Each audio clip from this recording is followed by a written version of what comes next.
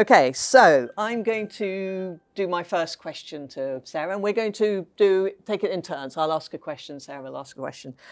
My first question is that idea about activism and introversion or being an extrovert.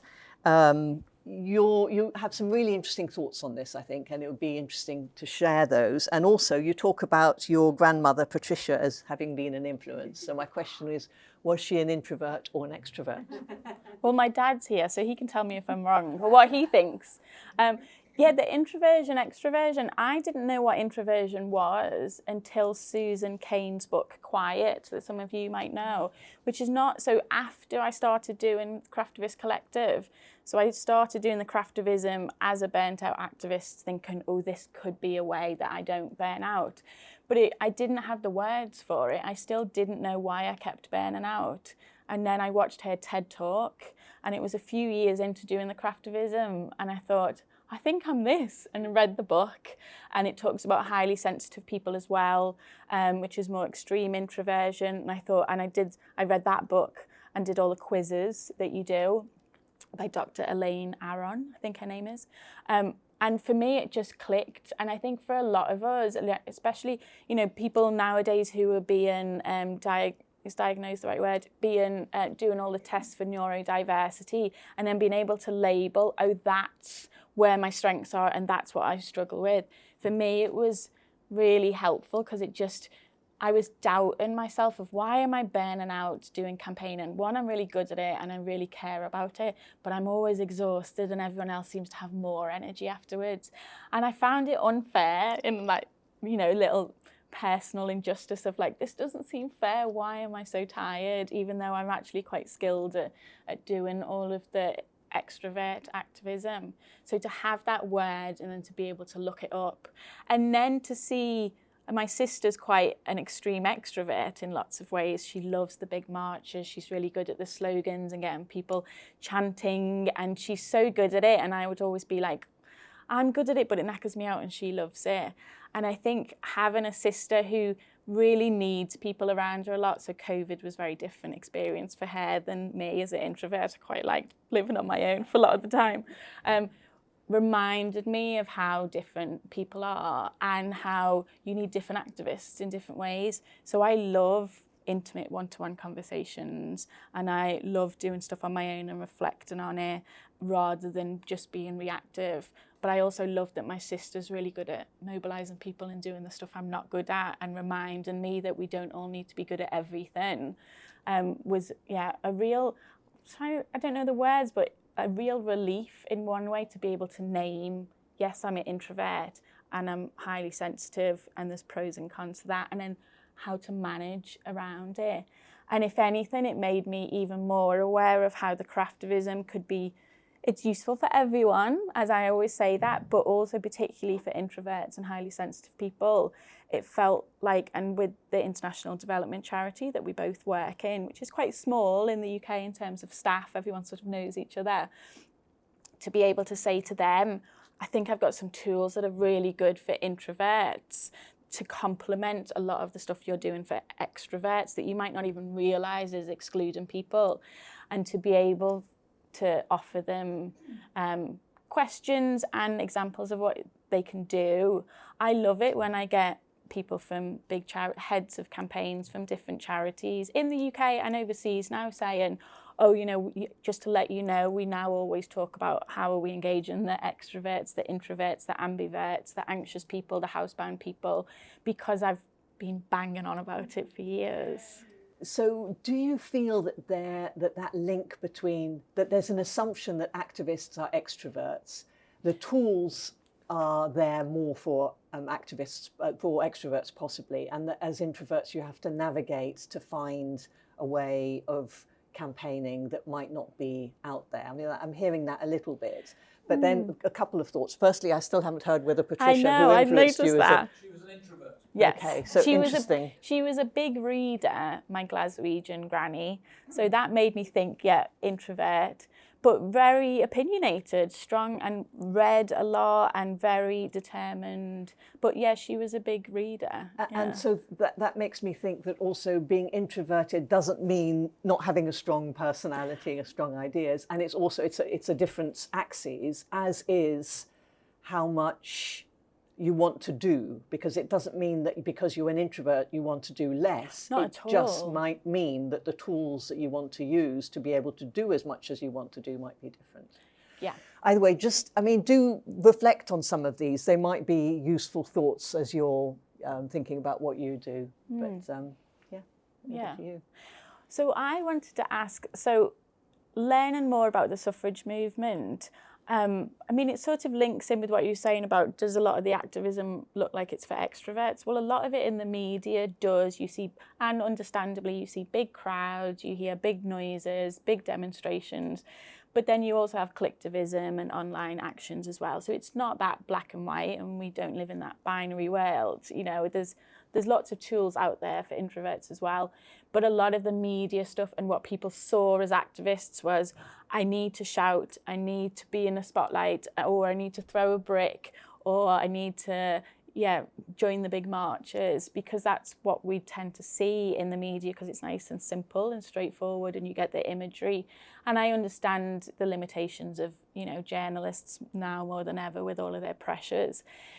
But like a lot of people, I knew of the suffrage movement as the suffragettes, and I didn't know that there were also suffragists, and I didn't know there was more suffragists than suffragettes.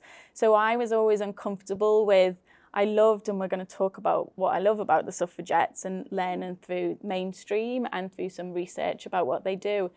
But I think I'm more on the side of the suffragists than the suffragettes, because they are more non-violent and working more in a gentle way in some ways. But the more I looked into it, some people would say they were both. One day there'd be a suffragette, one day there'd be a suffragist. Why? How? I want to know more about the difference between the two, maybe the strengths and weaknesses, and did they ever collaborate? Or tell me more about the difference, because it's not really out there in the world as much. It could be a long story. I like to summarise it in terms of saying that the simple dichotomy that the media likes and liked, that pits the one against the other, isn't true to the facts of what happens. You had initially the suffragists. They were campaigning well before the suffragettes were formed in this city in 1903. And the suffragettes, led by Emmeline Pankhurst and her daughters and a few others, were feeling that the traditional ways of doing things were not achieving any success, and demand rather than a quiet ask was what was required. I'm slightly simplifying, but there was definitely a sense of greater urgency.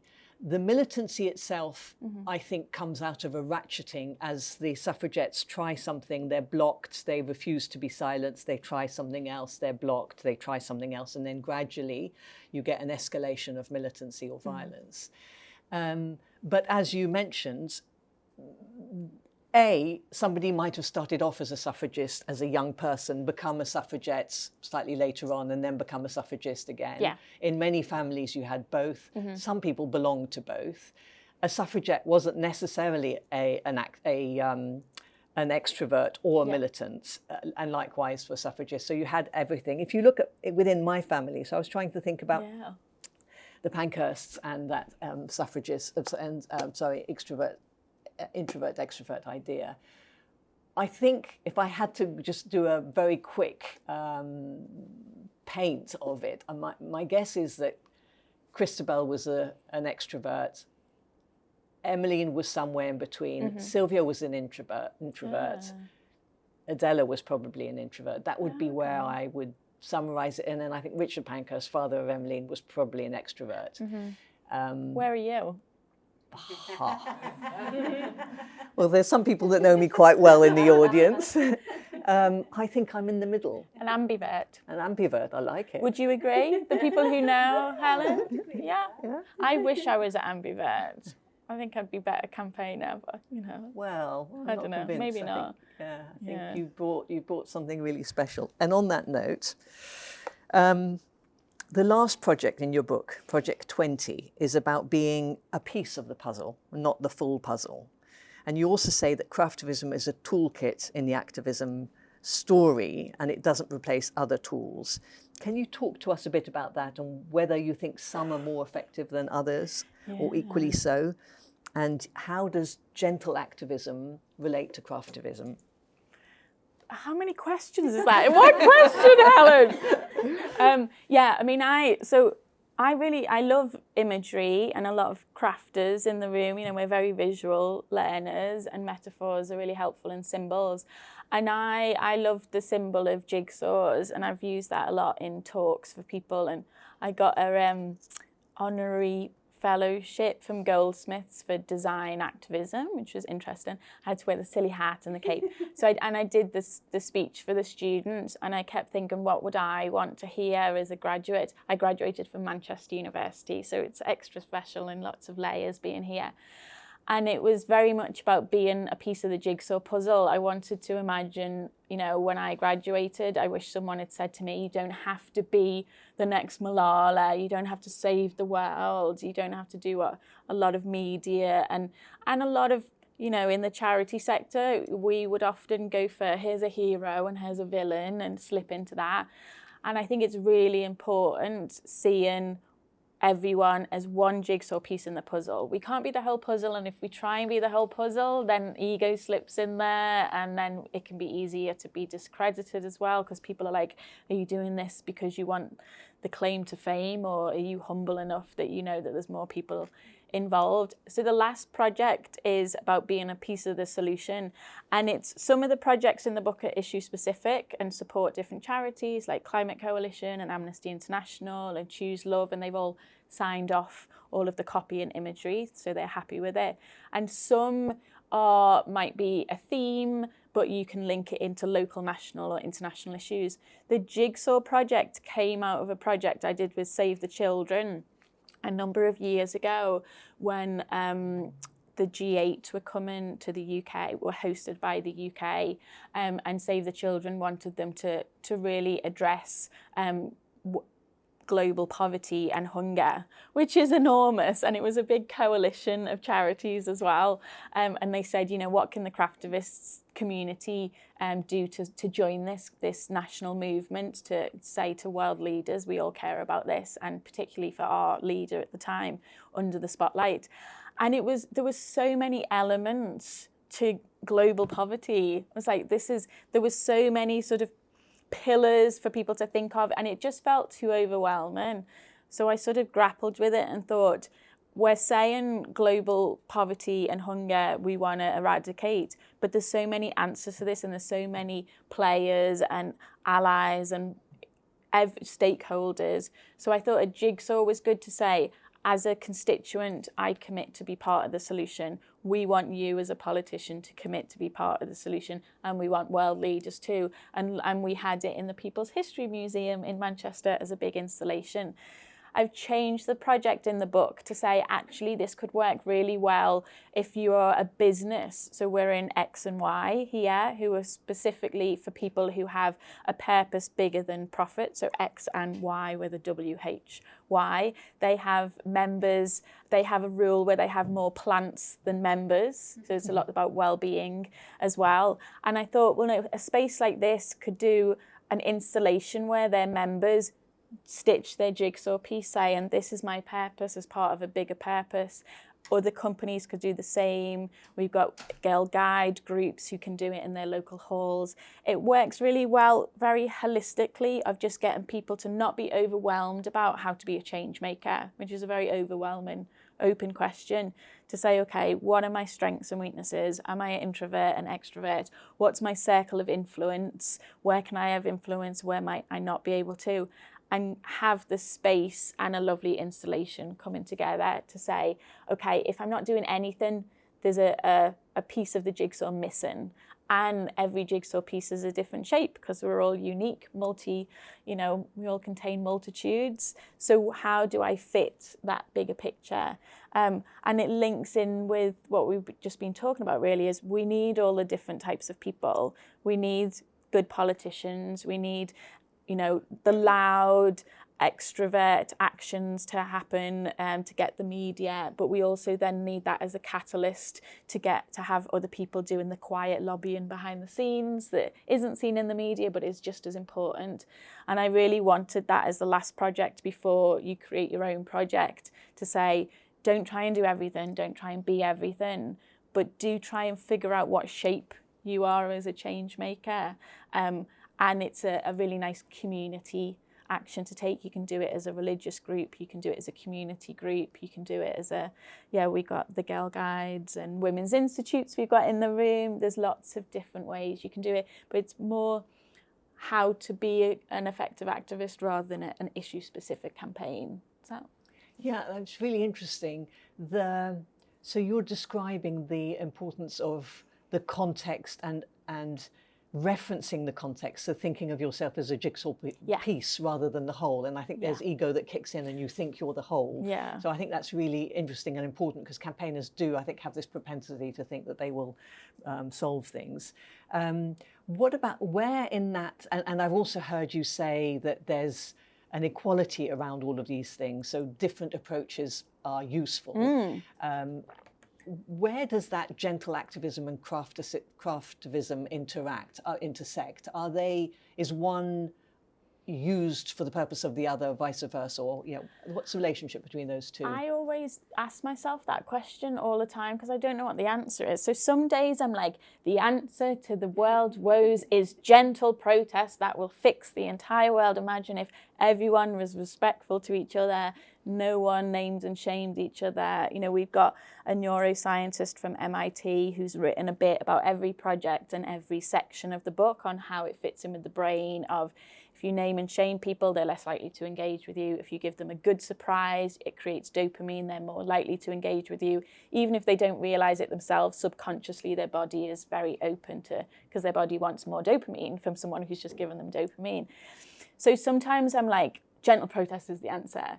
And then other times, and again, this is why it's interesting to do this conversation with you, and I'm not trying to fob off the question back to you, but a bit of ping pong of, it's a bit like the suffragettes and the suffragists, and we don't have people still argue about, would women have the vote without the suffragettes or the suffragists?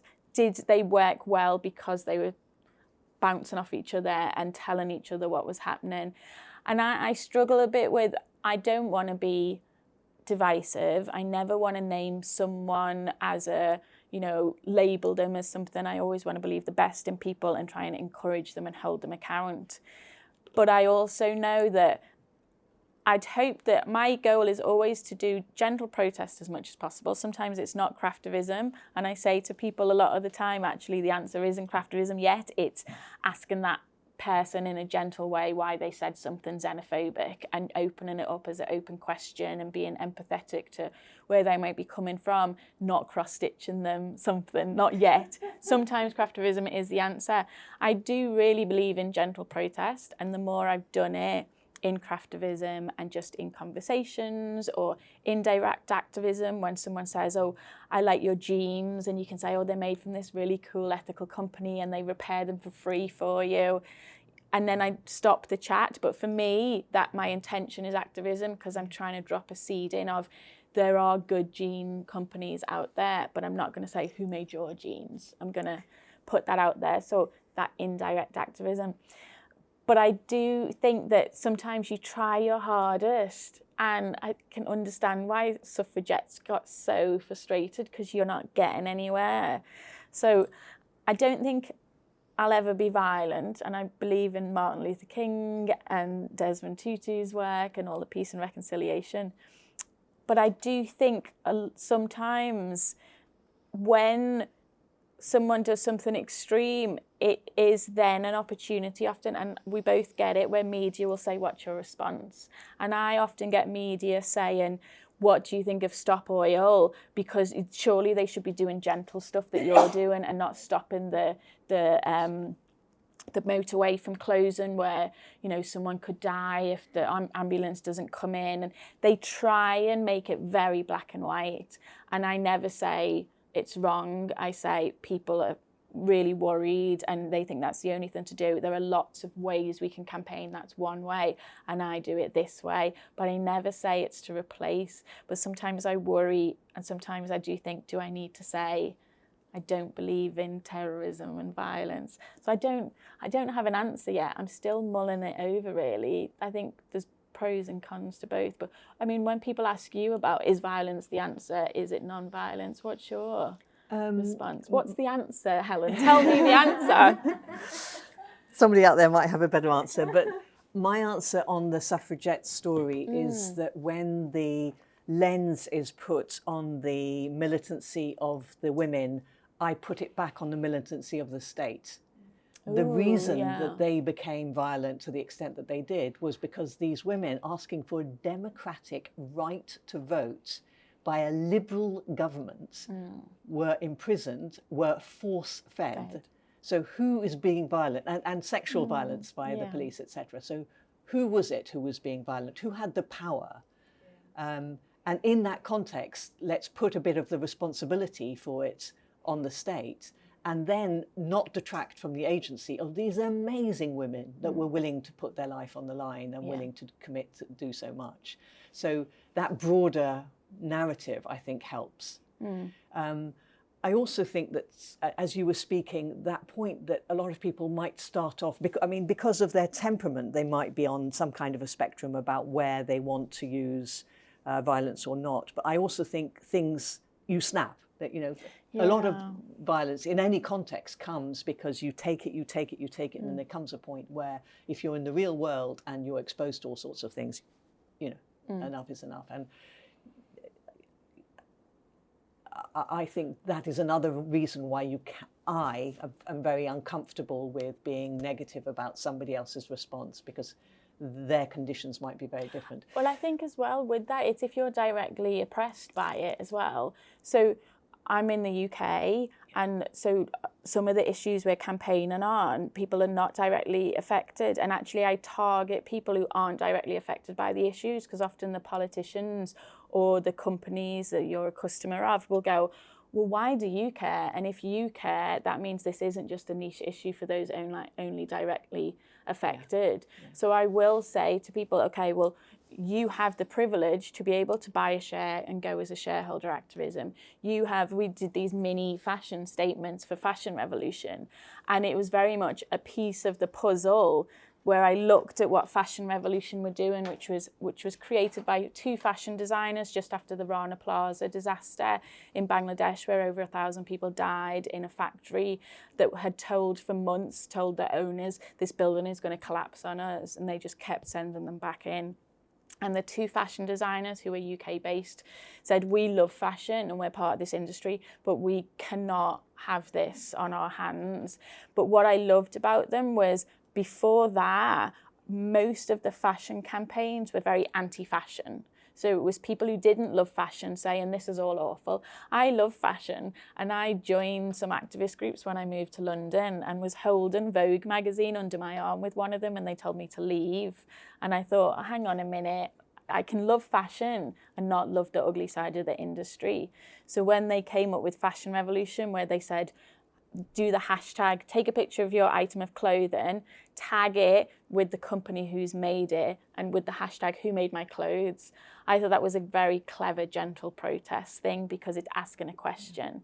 So my jigsaw puzzle was, I love this, and I think my audience will love this as well. What can we do? And I came up with the little scrolls, because I thought they're doing brilliant stuff online, but how do we reach people going into these shops, fast fashion stores, but in a way that doesn't label them if they can feel they can only afford to go there or for whatever reason.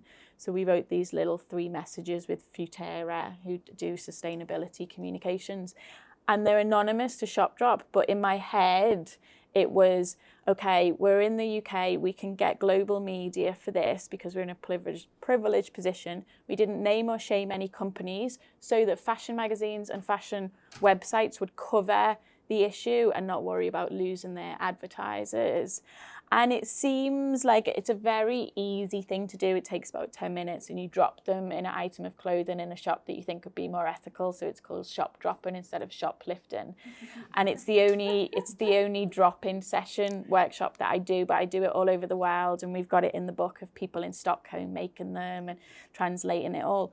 But that's not getting to the end of your tether where you're snapping. It's actually going, we got on the homepage of the BBC News website, which is one of the biggest websites in the world. We got it onto the website called Business of Fashion, which any fashion people know is very influential within the sector. And we had I had one lovely fashion journalist who emailed me out of the blue saying, thank you for the press release and the beautiful images. It's the first time I could pitch, you know, the ugly side of the fashion industry to my editor without the editor worrying that they were going to lose customers and lose readers and lose advertisers. And for me, that is a reminder of the power of gentle protest to fit those gaps that other anti-fashion campaigns were not fitting. But it's still from the comfort of your own home. And I am very aware that I do target people who aren't directly affected by the issue because I can sort of be that bridge a lot of the time. People who are directly affected by the issue, sometimes I'm also worried about not leaving it all to them to sort out when people have got so much stress under them as well and they can snap. So I think that's always in the back of my mind of do the gentle protest for people who are privileged enough to have got the time, the resources, and politically influential or influential with power holders in whatever sector who aren't directly affected. That's always in my head. Yeah. Now I want to get on to the stuff that I first remember about the suffragettes as like, oh, this is so interesting and wanting to learn more and more from them. Is I loved the fact that they were very glamorous and beautiful, and I loved the sashes. I have blue aprons my volunteers are in now, but I used to have sashes, but they always fell off. I probably wasn't wearing them right, but we always had this, wearing the sashes sort of made you feel empowered of we're standing on the shoulders of giants and we're learning from the suffrage movement and from these incredible women. And reading a bit about it, don't know as much as you, Helen, but about the branding. Someone talked in the room about working in branding. I want to know more about the branding of the suffragettes and the suffragists. Like, would they have called it branding? You know, coming up with the colours, deciding the fashion to wear. Was that intuitive? Was that very strategic? Where did that all come from? Because that hasn't just influenced me, it's influenced Climate Rush, who did climate actions, and people all over the world. Yeah. It wouldn't have been called branding at the time, and I don't think there was quite as much of it. You know, I think they were incredibly effective at doing it, more so than many other organisations or campaigns or issues where there had been some. But I mean, the fact that even today, those green and purple colours, almost globally, are so recognised and associated with feminism. I mean, Marks and Spencer's, I just went past Marks and Spencer's, there's a Votes for Women sash on the window. Is that? Yeah. So, you know, it's still very much alive. The Women's Equality Party here uses the suffragette colours. Any issues around feminism, they use that. And I think the combination of the white Edwardian feminine dresses, which they wore and were very aware of how striking that could look. And by the way, the photographers focused on those particularly beautiful women that had, that were wealthier and had nicer dresses. So the suffragette movement was pretty diverse in terms of socioeconomic background, much more so than the suffragists. But in the photos, you tend to see some images more. But that combination of the white with the sashes, and the combination of the femininity with the masculine ideas around bravery and the badges and the for those who went to prison and were force-fed, you have, in fact, I've got copies of them, but you have the military insignia almost. I mean, they were mimicking male military valor ideas on top of the feminine image of a woman with the long skirts. And I think they were really powerful on that play, particularly in the context where the media, when it wanted to be negative, which was most of the time, unless it wanted to be humorous, was wanting to depict them as these, you know, slovenly, ugly, etc., etc. And they were saying, that's not us. So I think that power that they used in many ways, the visual, just 3 colours, you don't need any words. And if you're going to have words, just 3 words. Incredibly powerful for, you know, at a time when literacy levels were much lower. All the jewellery, again, very clever, because if you're rich, it was precious stones. And if you were not so rich, it was plastic or whatever the equivalent was. And then it could be more visible or it could be hidden. I remember seeing this hat, it was like a bowler hat, and it was black on the outside, and inside was the ribbon with the suffragette colours. Somebody that didn't really want to broadcast it, maybe a gentle suffragette that didn't really want to wear the colours on her sleeve. And Liberty would sell the colours as ribbon, but wouldn't explicitly have to say, we support this. And maybe it was done as capitalism to make some more money, but I mean, it shows the influence that got out there. Yeah, really powerful. I mean, that was hugely influential for me. I'm always thinking how to mitigate risk of being dismissed. So how to have emotional intelligence, channel the anger and sadness we should have about injustice, but channel it into something proactive rather than reactive by using the process of craft. But I would just seeing those images, and even growing up watching Mary Poppins with Julie Andrews in, you know, where they do the votes for women. For me, it felt accessible, like, oh, this is safe activism. I think because maybe as an introvert and highly sensitive person, I can feel unsafe very easily. So seeing the lovely mum doing the votes for women, growing up as a child, I thought, oh, this isn't what we've heard of, you have to slash artwork, or it's very aggressive, which would make me freeze and run away. I get whenever I'm in a march and I feel tense, I just get very overwhelmed and quite shaky. So seeing it on Mary Poppins and the beauty of it and the all different types of women. I mean, there was that pretty privilege, definitely, which that sounds like they were aware of with the media. So they used it well, which they just seem very crafty in more ways than one, very savvy. Yeah. What about colours for you? Tell us more about your ideas about how to use colours then, based on kind of having thought about all of this. Well, I loved the suffragette colours. I'm wearing a Tattoo Divine necklace that's white and purple. I got purple nails on.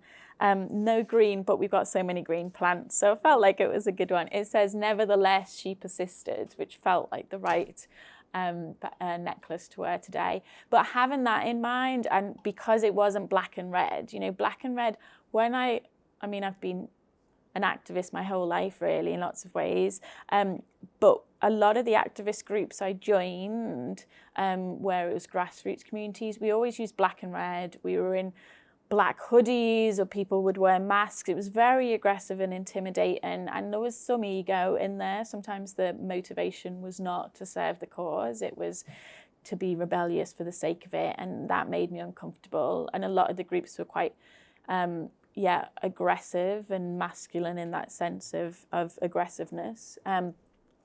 So I always came back to the imagery of the suffragettes, because it wasn't black and red, and it was that dignified look that we saw through the media. And I thought, well, if I'm gonna do this craftivism stuff, if intuitively a warm yellow just felt hopeful. I didn't want to use, and it's still a warm yellow, I didn't want to use black and red, and also bearing in mind the whole different activism out there. I was like, other people are using that and doing some useful stuff. What's the the gap in the jigsaw puzzle. So I thought a warm yellow was good. And then I did look up the suffragette colours and what they represented. I use a lot of purple because it's seen as a rare, luxurious colour, so people feel more special with our little purple ribbon. And it was very intuitive until I read more about psychology and the neuroscience behind it. And in the book, we've got a colour therapist, Momtaz, who I've known for years as well, who helped us be bolder, really. My word last year was bold. Like, be bold and be courageous and say, actually, these are the gentle protest colours. So we've come up with a palette to say, maybe you might love neon pink, and that's great for your gifts for you and your friends, but for gentle protest, we want you to use these gentle colours to attract people in and intrigue people in. And you can use the big bold reds in other areas as block colours, but we use a little flash of red like you've got on the table here to attract people in. But I love learning about psychology and neuroscience. So it for me, it was always starting with backing everything up with science so that I'm not being swayed by unconscious biases that I might have. And science is also biased in lots of ways of who does the science, particularly in neuroscience. We had a great talk that's just filmed for online with Dr. Danby Kim from the book, who talks very openly about how most of the new, as in the last 20 years, neuroscience, the tests are done on a very small group of white men in Harvard University from reticular privilege. So that needs to be challenged, but to be able to look at, I think a warm yellow is hopeful, and then go, actually, it does seem that that's the evidence so far we've got is that it is. So again, always trying to, when I get overwhelmed by blank canvases with campaigns, I always need a really tight brief to be creative within a tight brief. And I felt like the book would be more helpful for people to say, here's your gentle protest palette, and ideally use them. But if you've got other ideas, see if it fits. So it's not a complete, hardcore blueprint of you only do this, but it does get people thinking about, well, what colours am I using? What fonts am I using? What textures am I using? So in a way, it's a gentle protest to say, are you using the right colours or not, but not trying to be too rigid. And the Heart on Sleeve project, can you say more about that? I'm wearing my heart on my sleeve. Yeah, I mean, thinking about fonts and colours and shapes, and that came out of, so the Climate Coalition, I've worked with them before, and they set up a campaign called Show Your Love. So every Valentine's Day and around that time, it's saying to politicians, local and national, we want you to show your love for the planet. It's UK based, but this project you can do anywhere in the world. And they talked about green sleeve, green hearts, and could you do something with it? And they wanted me to make some for some of their celebrities. So I made some, but I thought, if you're wearing a green heart, in that context, they had these lovely images and videos with celebrities saying what they loved. So it fitted the videos. But if you just saw the image, I thought, well, I always do devil's advocate with myself of how could you misinterpret this the most? Or how could this be ambiguous? So I thought, well, it could look like green with envy, or it could just be that you love green. So I thought, well, I really want to support Climate Coalition. And again, for me, I work a lot with people who've never done activism before, or might say that they're apolitical, might not have voted before, not sure where they sit, or not feel welcomed or comfortable going to other activist groups. I'm always looking at where my work can reach new people rather than just preaching to the converted. And the Climate Coalition is a coalition of over 100 organisations in the UK that support climate. So it was a nice broad group that we could work with. We worked with Ben & Jerry's on an event and Rich Mix in London. And I thought, well, green hearts, what about wearing your heart on your sleeve? It's a vulnerable thing to wear your heart on your sleeve. A lot of us have got eco-anxiety. We are worried. But we need a word on it, and most of my work is word-based so that it's not too ambiguous. So I thought, if you're a craftivist, you need something to stitch, and you're not going to believe in something that you're not going to, you're going to stitch something you believe in and not what you don't believe in. So I thought if you're stitching something tangible that you love, you can think about how can I protect it. So not focused on the problem, focused on the thing that you love. And again, your brain works backwards of how to protect it. So my little heart says bluebells because they're very vulnerable to global warming. And while I'm stitching it, I'm thinking about how I love bluebells. What can I do as an individual to support them? What can I do as a constituent, as a consumer, as a community person? And then you wear it, and you wear it on the bus, you wear it in the office. And my hope was that people would go, do a double take, and then go, is that handmade? Because it's not perfect. And why does it say bluebells? And it would make people curious enough. And I say to craftivists, who a lot of them are very shy as well as introverted, I say, you don't, if you see someone look at it, just go. And there's a nice way to say, you can ask me about it. And the neuroscience of that is that that person decides to ask you a question, so they want to hear the answer, rather than you go, do you want me to tell you about global warming? Very different technique. So you can say, yeah, did you make that? Yeah, I made it. Well, why is it on your arm or your wrist and not here? Because, and then you say, I love bluebells, I'm really worried about them. For me, it holds me account to try and protect them. And, it's a good way for me to remember to have a positive impact on the world. What do you love? And then you leave it as that. You don't say, what are you going to protect from global warming? But it's just a way to do that. So you can have it as a conversational piece. But also we did it before a big national climate march. We did a big campaign where we got people who'd never gone on climate march before to sit around, make their hearts while they listened to professional campaigners talk about, this is why we're doing the march, this is what you can come along to, it's very safe, you can join us, it's going to start at this point and end there. So people were stitching whilst going, could I go on the march? Maybe I couldn't. Maybe I'll just be at home and take a picture for social media. Maybe I'll do something in my community, or maybe I'll take the bus or the train to London. But they could just sit and slowly listen about whether they could do it or not. And I went on a climate march with some people who'd never been before, and I prepared them, and we wore our heart on our sleeve, and it was quite cold, so people had it on their jackets and big parkas. And what was beautiful, because it was a national campaign, was they could see other people with it on and go, I see a heart there, I see a heart there. Okay, I'm with people, I'm in solidarity, I'm not on my own, this is okay. And it was a lovely way that, whereas this is completely anonymous scrolls that you shop drop and you're done, this one, we have people all over the world make them. We had one plan to get people to a march, and then they might do more activism that's not craftivism. But we also have in the book, I wanted to get the word and right, we've got an amazing, the first ever locum MP in the UK is called Kizzy Wardle, and she's now a councillor.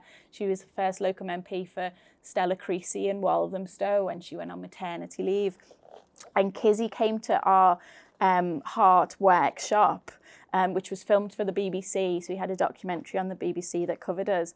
And she's very clever, as lots of politicians are, and she stitched Walthamstow on her heart because she's a local politician. And there's a picture of her in the book, and she emailed me saying, I wear the badge I stitched in work meetings. It's a great conversation starter and what can be a difficult subject. And she wears it on Zoom calls, she wears it in the council, and when people say, whether they're other councillors or staff or local residents, when they say, why are you wearing it there when you can see her in the book wearing it? She says, whatever topic we're talking about, whether it's healthcare, housing, jobs, we need to remember, how does this impact the planet? How does this impact our future generations?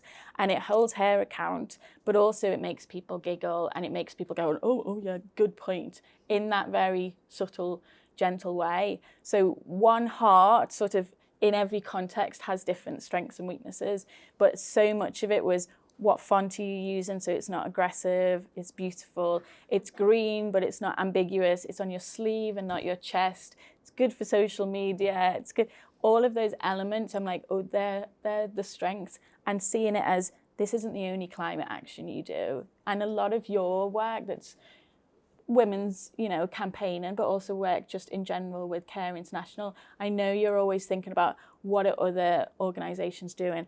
This isn't just the campaign to do. Sometimes you talk about like the start of a conversation, or this is just the beginning, or it's lobbying and nudging. Like you might not talk about jigsaw puzzles as much as me, but I guess you're always seeing where you fit along the different campaign timelines, really. Let me talk about that in a sec, but just to reflect on a couple of things that you said. One was what I don't know about the rest of you, but the level of thought that's gone into this, I do overthink I just a think lot. is absolutely superb. And so, really, really, really impressive. I'm seeing lots and lots of nods. The other the point that comes through so clearly is that process matters so much, and what the craftivism provides is that time for focus on process. It's not there you go, deliver something. And I think that's also really, really powerful and links into that idea of gentle, thoughtful activism. And then the third thought I had, which I will come back to, but then let me give some examples from my work, is the examples that you've given: poverty, fashion, environmental concerns don't touch on women's rights issues. And I wanted to come back to you about... Well, they do, as you know, everything's linked in with women, but yet not But solely. there's a reason why you haven't. So do you want to maybe answer that, and then I will talk a bit about my work? Okay. Well, we will talk about your work.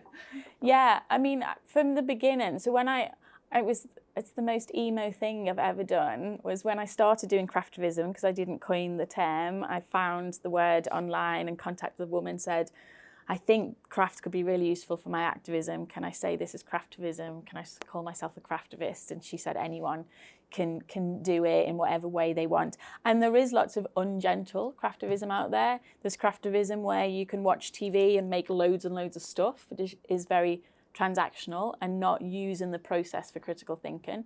So I do annoy people when I'm like, don't forget to look at your craft of thought questions. We have 3 craft of thought questions for every project to reflect on. Don't watch the TV while you're doing it. Try and be as structured as possible and use the craft of thought playlist and all of that stuff. I overthink. I'm like, come on, people, let's try and make the most of the process as well as the product. And I've lost my trail of thought, because what was the question? So the women's rights thing was when people asked to join in, which was never my goal. People were asking me what I was doing. There was whispers in the charity sector of me doing these little postcard-sized bits of street art. And I thought, I really don't like talking about myself, and I'm bored about talking about this. So I set up a little blog called A Lonely Craftivist. So email, I don't feel like I fit in, and I'm trying to do this, but there aren't other craftivists around. And people wanted to join in around the world, because I forgot the internet was global. I forgot that if I just don't, I send the links to people, other people could find it.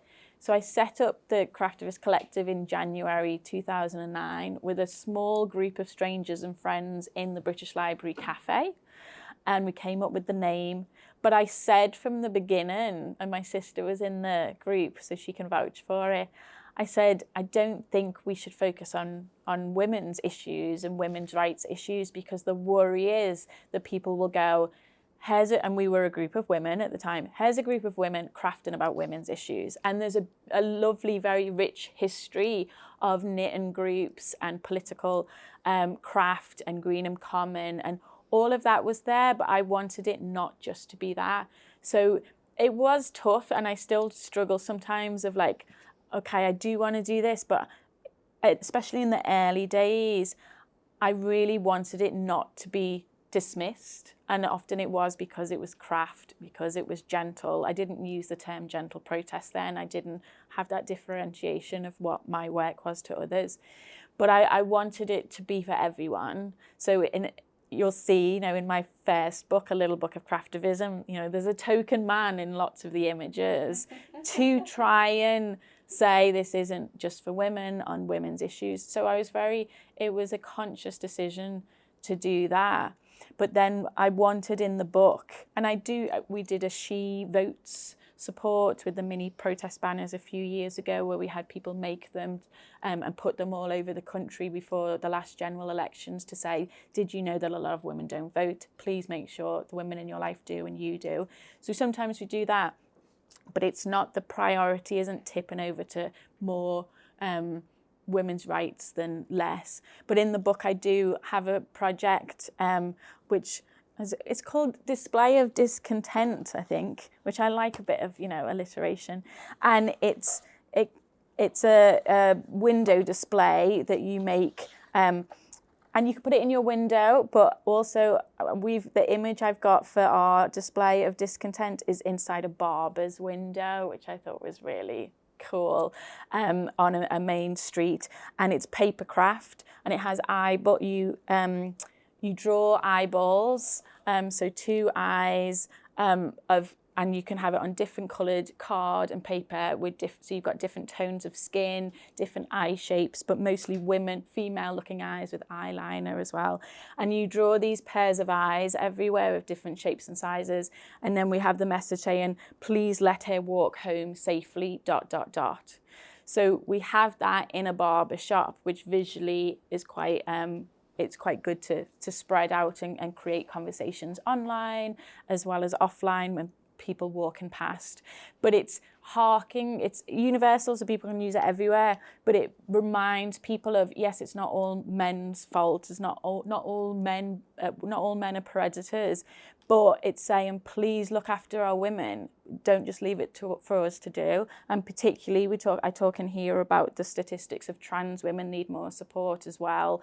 And it's colouring in, it's mindful colouring in, so you draw your eyeballs, and then while you're colouring in, and I've got lovely models throughout the book. So we have Charlie Craggs, which some of you will know from Instagram, as a trans campaigner, and a guy called Shafat Khan, and they're doing it together, and they're asking each other the craft of thought questions. So Shafat's saying to Charlie, okay, as a trans woman, how unsafe do you feel? But because they're colouring in together without that lack of eye contact, it creates a safe space for them to have those conversations, for Charlie not to feel too triggered, and to be able to quietly, calmly do the colouring in, speak when she wants to, and for Shafat not to feel attacked, so he can listen and say, okay, I'm a man, what am I doing the right thing, or should I make sure that I'm not walking behind people and make sure I'm walking alongside them? Proactively be aware of the context in the UK and other areas of what I'm doing, because they're doing that colouring in together and they're planning the window together. So I say in the book, if you can, do it with people where you might not have had these conversations before, but in a very gentle way. And to have it in the barber shop where we said, could we do this just for the photo? And they were like, yeah, and you can keep it up for a bit if you want. So you can have it in your window, you can have it in your office space. It's not saying all men are X, it's not saying shame on you men. It has ... dots at the end, which a lot of my messages do. Some people will recognize it, often it's a question or it's a ... And it's just creating that conversation for people to walk past. And the hope is, and I'll never know the answer, the hope is that maybe some guys who might have done something unethical or more predatory in the past might go, okay, I need to learn from this, or might question themselves. They might not, but it also is an opportunity for their male friends to say, oh, what do you think about that? So some are very specific. You make a handkerchief for a board member and you build a relationship with them as a campaign. And some others are more of these street craftivism that can work online, can work in books as conversation starters, and can work for passers-by to say, oh, how am I doing? But I felt that was a really important one to put in the book. And again, thinking through all those elements of how can we have people come together to question it where someone directly affected doesn't feel attacked or triggered, someone who might be uncomfortable to talk about these questions can sit with someone who's been affected in this safe space. So that's what I've tried to do with that new project, because there's only a few new projects in the book. So do tell me your feedback once you've had a go, because I'm really keen to find out where it works, how it works, what's the impact, because it's often very different for different people. But that's the display of discontent. Does that answer the question? It does. And let me back give you a little bit on me and the different things I do. I guess one characteristic is that I like working with people across different backgrounds and different perspectives. So my main work is for Care International, and I work partly in Ethiopia, partly in the UK, across different teams. And I'm quite unusual in working across different teams like that. So I work on strategy with Ethiopia. I work with water, hygiene and health. The name keeps on, it's WASH, water sanitation and health, but we're within a nutrition group. And I also work with sexual reproductive rights teams and so on. So my comfort space, I think, is often to work with people for different backgrounds. And then here we have some of my colleagues from GM for Women, which is a coalition looking at data and dialogue and spaces for women within Greater Manchester to look at how far women's lives have or haven't changed since 2018, the centenary of when some women got the vote, to 2028, which will be the centenary of equal franchise. So we've done 6 years, we've got 4 to go. And it's bringing women together from very different types of backgrounds. So from some politicians, civil society organisations, entrepreneurs, different backgrounds, to say how can we work together across our differences to make that a better place. And it's time-bound, and I quite like time-bound initiatives. Maybe the others can speak more to that down the line. And then I'm also involved in a coalition, again, with a 10-year time frame, which is national, looking at the barriers to women in politics in the UK, looking at the fact that we've got 35% representation of women in Westminster. By the way, we are 46th in the world in terms of representation, which I don't know about the rest of you, but I don't think that that's good enough. Yeah. Working with coalitions, working across different global, national, local ones I feel really important. And then I think that probably the strand around women's rights, around women's voices is just always there. I sometimes try and escape it and it just comes back, so it's never far. A few other strands, but not quite as powerful as that one. And just can't avoid it. Because I get asked a lot, how do you pick what campaign to do? So how do you do it without burning out? Because you must have people asking for your help with loads of stuff and having your own ideas. How do you be strategic of, my strengths are here, I've got this capacity, I can't do that? How do you manage that? Because it's so easy for everyone to feel so overwhelmed. And I say, you know, start with one project, see where it leads you. But how do you navigate not trying to do too much and not burning out? I don't think I navigate very well. I think I'm not very good at that. I used to say that I had 2 role models. My grandmother, Sylvia, who was purpose-driven, and my grandfather on my mother's side, who just loved life, good food, music, just a bon vivant. And that I wanted to navigate between the 2. I love that. And I still do, but the work ethos, excuse, I'm going to swear, but that work ethos is just overwhelming. Yeah. And also, I just feel life is so short, and there are so many interesting things you do. And the more you do, the more interesting people you meet, and then the more you end up doing. And it's just never ending. So I'm not particularly strategic, but I'm making that choice because I really, really love it all. Yeah. I would be probably more effective if I just had one coalition and I just worked with that. No one's going to give you up, Helen. Crazy. Anyway, it's lovely. Okay, we're nearly at the end, both in terms of time and in terms of questions. But maybe last question to you. Soft power, gentle protest. We've talked a lot about that. What about the backlash to that idea? Are there people that just say, not effective, and just do it differently? And how have you responded to all of that? Yeah, at the beginning, in 2008 and 2009, I was surprised actually by a lot of some people I worked with in the sector, and then quite a lot of activist groups that I joined when I moved to London.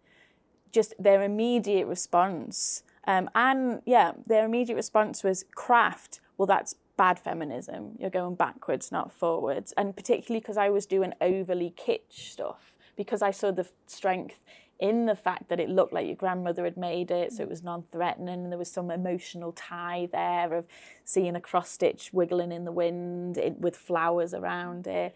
That, for me, was a real strength. But for people to say, you're a bad feminist, I thought, what? Maybe I am? What's happening?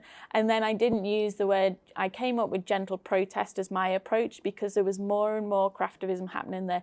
Wasn't very loving, was quite divisive or simplistic around the world of, you know, voodoo dolls of world leaders that would get lots of Instagram likes, but was focused on personality, not policy, was more divisive and not helpful, really.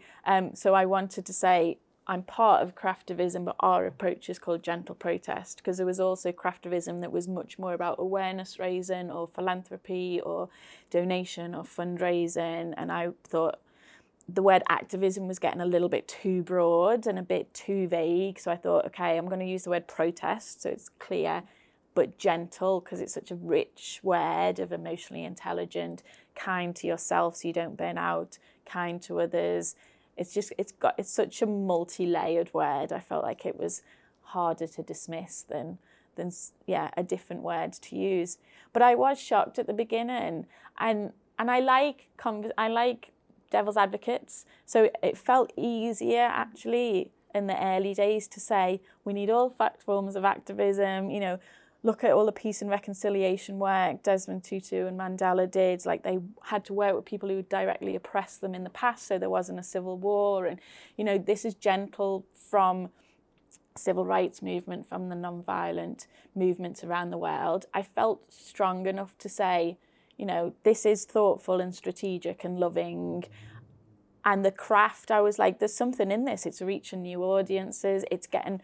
I mean, I didn't expect and didn't plan. I got a lot of media within 6 months, which is why I set up the group as well, national media, which my Glaswegian granny was just as confused as I was about what's happening. Maybe there's something in this. Maybe we should be looking into this, even though my craft wasn't very good and she was an incredible needle worker.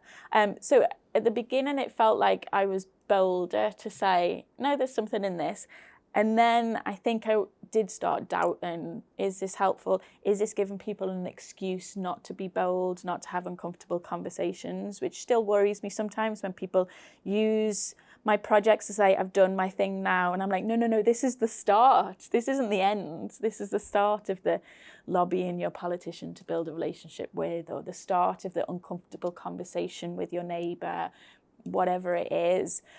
So I was looking for what's the science behind peace and reconciliation work and peace negotiations. And I loved the word soft power was coined by a military man in America, saying this is just as important as the hard power of the military. We also need the soft power of negotiation, of conversation, of building relationships. That's why we have the British Council and all of that, that network of what different governments do with soft power. So I wanted to use a term coined by a man from the military to sort of give it some weight, annoyingly. So I talk about that in the book. I think maybe the more I do it, the more questions I have than answers, the more I ask more questions of. I like the femininity of the colours and the flowers and the kitschness. I don't normally wear this dress. I wear it for weddings. I wear a lot of black and red and, hoodies and things. But when I do craftivism, I wear stuff that looks more non-threatening, more feminine, because learning from the suffragettes and the suffragists, wanting for people to not feel threatened. I'm very aware and intentional about how that feminine look and actually is a strength. And I don't think that's me selling out or fueling any inequality, gender inequality. I think I'm always trying to check that. And I think I've got enough good family and friends around me that if I was tipping the wrong balance, then they'd go, is this right? Is this not? But I think, the soft power felt like a good term that less people can challenge, because it is seen universally from governments, from charities, from diplomacy, of like, there is a need for that. So I'm always trying to use words that are hard to dismiss, have evidence behind it, more objective in a way. And because I've got that jigsaw puzzle in my mind, I'm like, hard powers happening there, soft powers happening here. We've got this group of people doing stuff, so now I can engage this group that aren't. But I still get challenged by people, less so now. I think people are much more aware that we need all forms of activism, which is really good. I recently read, I think I sent you a screenshot of it. I was reading Shakespeare and Co., which is it's a bookshop, an American bookshop, English language bookshop in Paris, set up by a socialist American guy. And I was reading about the history of it in this beautiful book they'd created. And they had Anise Nin, is that how you say her name? Who said that they were writing about her because she would go to the shop a lot.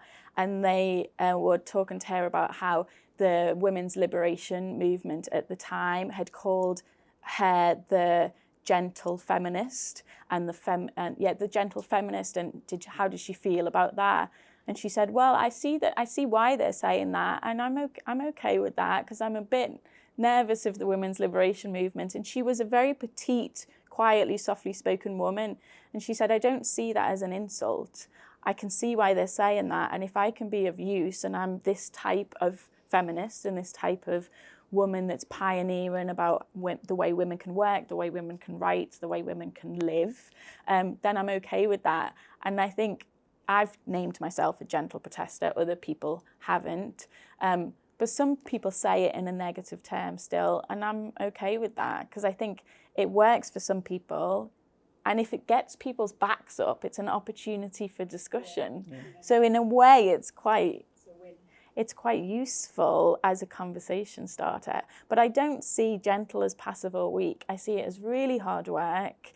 You've got to be really tough, emotionally intelligent. People think I'm naturally gentle, and I have to remind them that I limit how much news I watch and read because I'll cry all the time or I'll scream into pillows. I have to put Iggy Pop music on and the Stooges to dance out my anger before I do my needlework or before I plan a strategy. I get really angry about what we're doing in the world when there's so many solutions already out there. We just need to implement more.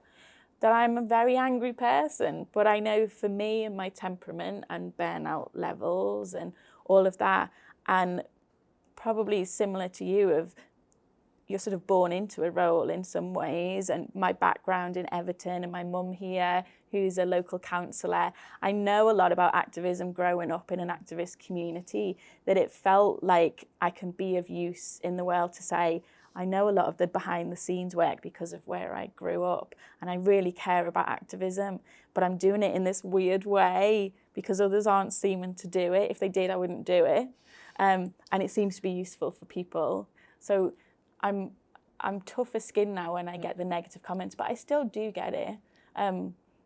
But yeah, I'm more nuanced now. If it's not gentle protest is the only way, or you're wrong and I'm right. It's, contextual, isn't it? And there's more messiness around it. But I have a question. I need to look at my notes. I forgot half of it otherwise. So I was just really impressed with both of you and how reflected and thoughtful your responses were. And I wondered, from that, what is your experience of how much space is there for introspection, critical reflection on white saviorism, both when we're thinking of the origins of the suffragette movement, activism, which I feel like both of you will be on your horizon very much from what you said, but I just was interested what happens, how much conversation happens, how much is that picked up or talked about?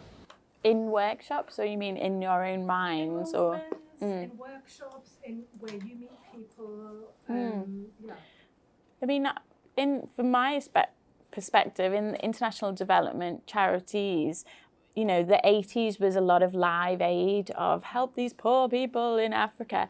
And there was a lot of learning from that, of moving into most charities now. Every meeting you have is, are we treating people with dignity? Are these images not of children with flies on their faces, but, working with people and with communities and learning from each other? I think we've got much better at making sure it's about solidarity, not sympathy, and having that imagery that's empowering and standing alongside people to help them help themselves. That's much better, I think, in terms of the white saviour complex. But we all slip into it, you know, as well. Of people, you know, the media is always like, we want the new star, we want the face of whoever it is, whatever colour your skin is.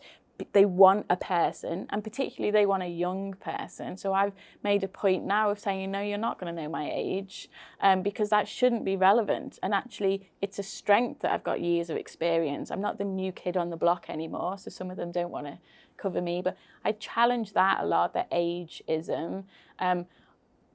My craftivism workshops, I get people who love craft, and they go, this is brilliant, I love crochet and I can use it for the good of the world. And I have to burst the bubble and say, the craft is the tool to serve the cause, not the taskmaster. So actually for this project, crochet might not be the answer. If you've got to count your steps with your knitting, that'll stop you doing your craft of thoughts. See yourself as one jigsaw piece. Some people, they see it as a relief when I say you're one piece of the puzzle, you're not the whole puzzle. Other people, they go, oh, okay, I can't. Or people say, I want to set up my own charity, or I want to set up my own campaign. And I really challenge that a lot.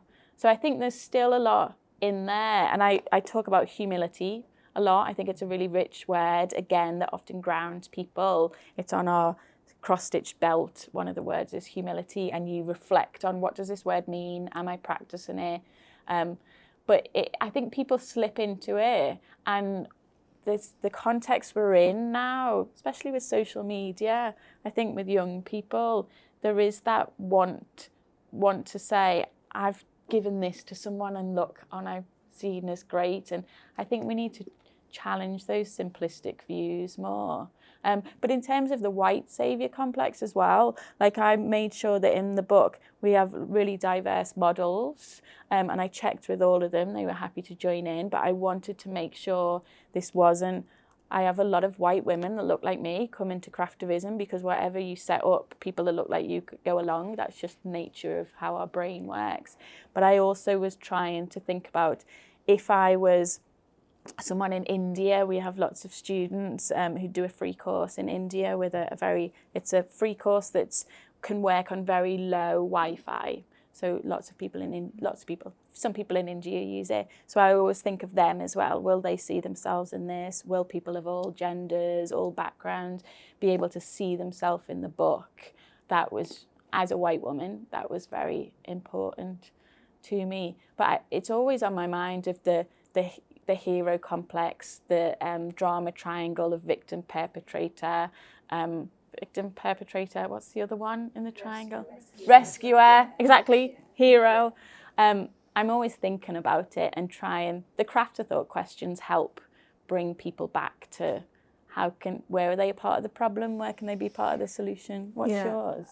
I mean, I think that it's still a problem. I think the world is more aware of it, and it links to other ego-related issues and voicing over, speaking for, whatever the issue, whatever the intersectionality, whatever the vulnerability is, there's still a fair amount of it. But I think we're more aware. There is the counter problem of feeling that you can't speak for, support, represents, be global. And I think we have to hold on to both and not slip into that danger that we can only be interested in ourselves, because the minute we speak for somebody else, we're silencing their voice. So I think there's somewhere to land in that, which isn't particularly easy, but can be found. You asked the question, but any thoughts from you about it? What do you think the way forward is? I was particularly interested in. Sorry, can you hear? But a little bit louder. Oh yeah. I think it's something you said earlier, Sarah, around you don't need to be the next Malala, and I think it's your jigsaw image really resonated for me. And I was more interested, more than having an answer, more interested in like what happens elsewhere, because it is a very white, I imagine a very white concept. There's like protest, and it's about me, and what I'm doing and saving, like especially I'm thinking like campaigning, like marching and all of it, where people then post. I'm just thinking of I can easily think of my niece posting images on social media, which is fantastic. But I'm always wondering what else happens out there. Where's the collectivism? And you obviously have the craftivist collectivism in there. And what can we learn from others? And how can we maybe more than having an answer, just more share other forms of protest, the slowness as well. Yeah, and I mean, we were just talking when we were all chatting about, I was saying, you know, I'm really worried about young women in particular who are often told by youth charities, you know, what do you care about, and set up a campaign and we'll support you to do it. And then it's really big and they're trying to do this national campaign and they can't quite see it working because it takes a long time. And then they give up and say, well, activism doesn't work, or it's too stressful, or I don't want the spotlight on me.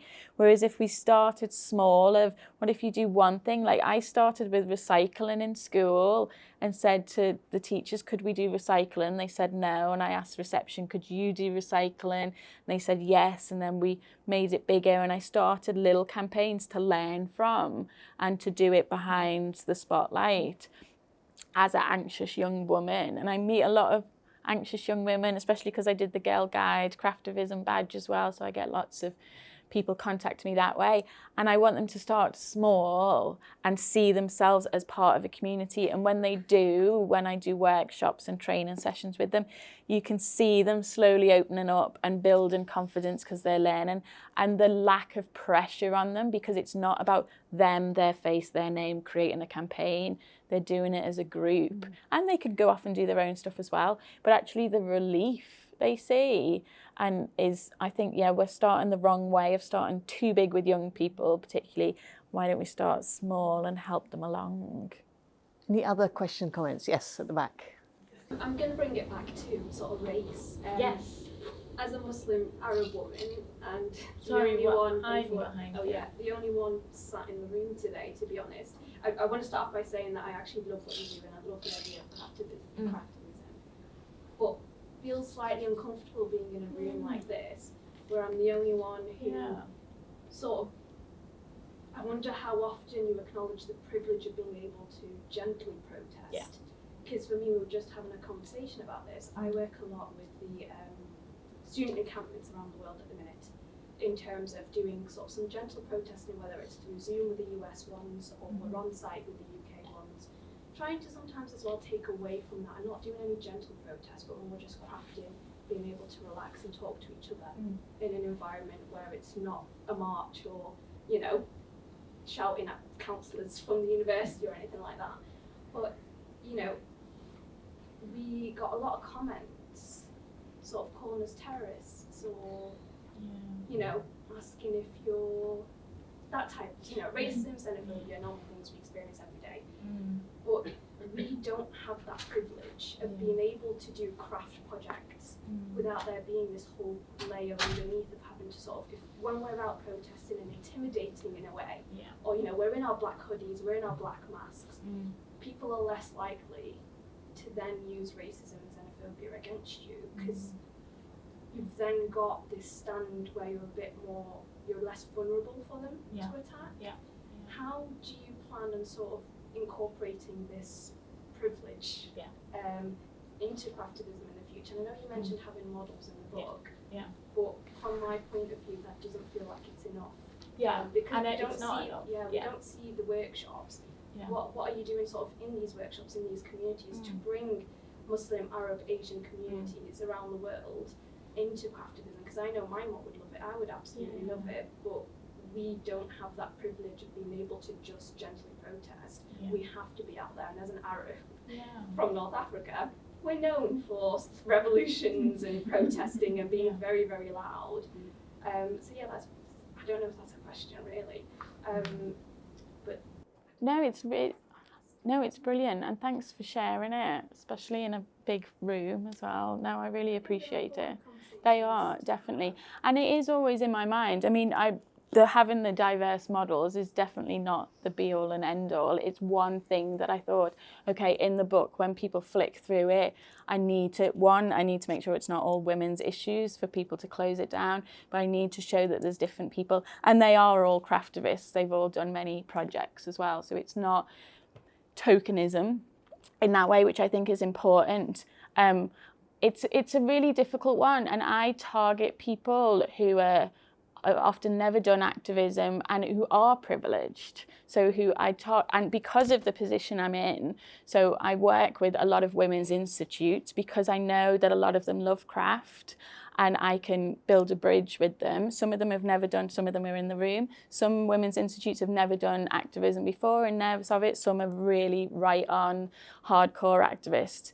But I know that my work resonates with them and their history and a lot of their interests and the way their groups work in the UK. So I can work with them where they're very politically influential. I have been asked by an American huge foundation to work in North Africa, and I said no, because they wouldn't let me go and listen first for a number of weeks, build a relationship with the community, find out what they wanted, and then see where the craft would work there and what's their context of craft, what's their heritage of craft. Might be very different to mine, so I didn't want to sweep in.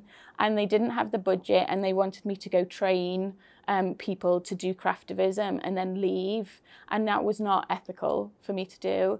And I said, I don't feel comfortable being able to do that. But we had that conversation, and I said, come back to me if you've got more budget, and we're working alongside people. So I'm holding the extremes of, I don't want to parachute in. I know I'm a one-woman band on purpose, so I didn't set up as a charity. I went down the route and it was not the right idea. I'm not a good manager. I'm not a good CEO. So I've stayed as a one-woman band, and I work freelance with people and with volunteers, and I have patrons. So I also have to be careful of where I can be of use or not. But I often work behind the scenes with different groups so that I'm not seen, because sometimes it's not helpful for me as a white woman to be in that group. So I work a lot behind the scenes with groups. And it might not be helpful for you to hear today, but in Birmingham yesterday, we had a very different collective of people. So it's, yeah, but I'm always thinking about it, but it is also very difficult, isn't it? Of you don't want tokenism, and where are my strengths, but also having those conversations. So I'm really glad you said what you said. It's really important. Crafts in the Arab world, which is what I relate to, is very political. It's how a lot of women sort of from start of colonisation in sort of Arab countries is how they were able to protest. It was the only way they were able to, which is, stuff like Palestinian embroidery is quite important as well. We're very careful in the way that we use it and what we're representing with it. But but it's nice to know. And in Chile, do you know the story of the Chilean appliques? So in Chile, I love that, so under the Pinochet dictatorship, where a lot of the men went missing and were murdered, women in the community would hide away and make these very small, you can look them up online, very small appliques of beautiful artwork of their expression of their men going missing, their husbands, their sons, the oppression of Pinochet, and they would do it in secret, and it would be a form of grieving, of bonding, and of expressing what was going on. And Amnesty International smuggled some of the, because they're small, appliques out, and they actually used them as evidence in the Supreme Courts to say, you know what's happening under Pinochet, and here's evidence of people grieving over what's happening. So it's artwork, but it was saying these women have spent hours grieving over this, and it was really emotive. So throughout the world, you've got again, this is why I said no to the charity. I said, I don't know the history of needlework there. And as a white woman, I also have tattoos. I'm also a practicing Christian. I was very sensitive about where can I be of use. And same with when I'm working in different areas, I'm like, is it a strength to be a woman here, or is it a weakness? And at one point with my job at DFID, the UK Department for International Development, I was working on one project, and I had to get my male colleague, who was actually below me in the work, and said, I've had 3 meetings with this group and they're not listening. And they'll listen to a man, and I need you to do it. And I hated that, but for the greater good, I needed him to do it. So we're in a complex world, but I think there's so much rich history of tapestry. And it's also knowing what's good for your health as well, that gentleness of what can you do? Is it good for just grieving and just doing craft? It's not craftivism. Is it, what can work for you? Like, all of the stuff you're saying is very thoughtful and needed to help you process what's possible. But look up the Chilean polices, because they are absolutely stunning. Do you want to add to it? No, I'm going to bring it to a close. Thank you for that question. You. Thank you for the other really thoughtful responses. Thank you all for being here. I had a couple of words to add before I thank you. One is the intentionality with which all of this happens, I think, is absolutely critical. And that's what I kept on hearing about not being simplistic about things and really being clear where you add value and how that contributes to the total, and not bringing the ego in it. But the other was around networks. You gave the example of a success in terms of within a time frame achieving that living wage. I think a lot of activism is about the networks that we achieve, the friendships, the contacts, and I don't think we measure that enough. I think it's really important, and where the gaps in those networks are, i.e. who we're not reaching, is part of that story. But enough from us. Sarah, thank you so much for all that you've done, for all you'll continue to do, for your wonderful book. Please do buy it, buy some of the other products, and be gentle activists, or whatever form of activist you might want to be, and craftivists, if that also appeals, and the connections between both of us. And thank you also for you that were doing the videoing, and for those who hosted us here. Thanks all. Thanks, Helen.